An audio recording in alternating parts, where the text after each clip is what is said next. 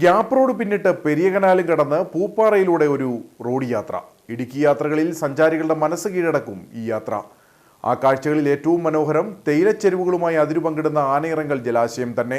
പക്ഷേ മനോഹര കാഴ്ചകൾ ഒരുക്കുന്ന ആനയിറങ്കലിലെ ബോട്ടിംഗ് നിലച്ചിട്ട് മാസങ്ങളായി. ബോട്ടിങ്ങിനായി എത്തി നിരാശയോടെ മടങ്ങുന്ന സഞ്ചാരികൾ നിരവധിയാണ്. അരിക്കൊമ്പൻ ഉയർത്തിയ ആശങ്കകൾക്കൊപ്പമാണ് ആനയിറങ്കലിലെ ബോട്ടിംഗും നിലച്ചത്. ബോട്ടിംഗ് കാട്ടാനകൾക്ക് ശല്യമാകുന്നുവെന്ന് ഹൈക്കോടതി നിയോഗിച്ച വിദഗ്ധ സമിതി വിലയിരുത്തുകയായിരുന്നു.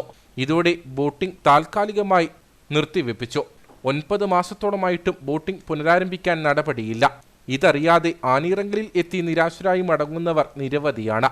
ഞങ്ങൾ കോതമംഗലം ഭാഗത്ത് വരുന്ന ആൾക്കാരാണ്. ഇവിടെ നേരത്തേക്ക് വന്നപ്പോൾ നല്ല സെറ്റപ്പ് പരിപാടികളായിരുന്നു. ബോട്ട് സർവീസും കാര്യങ്ങളും ഉണ്ടായിരുന്നു. ഇപ്പോൾ ബോട്ട് സർവീസ് ഇല്ല. ഇനിയിപ്പോൾ ഒന്ന് മൂത്രമൊഴിക്കാനാണ്. ടോയ്ലറ്റുകൾ വളരെ മോശം.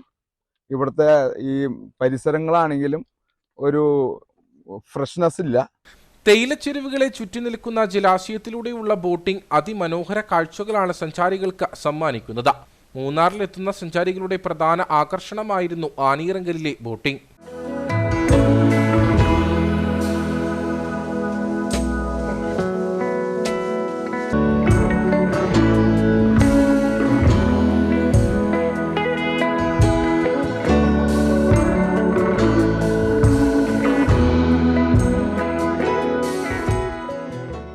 ബോട്ടിംഗ് നിലച്ചതോടെ ലക്ഷങ്ങൾ മുടക്കി ഒരുക്കിയ ബോട്ടുകളും അനുബന്ധ സംവിധാനങ്ങളുമാണ് നശിക്കുന്നത്.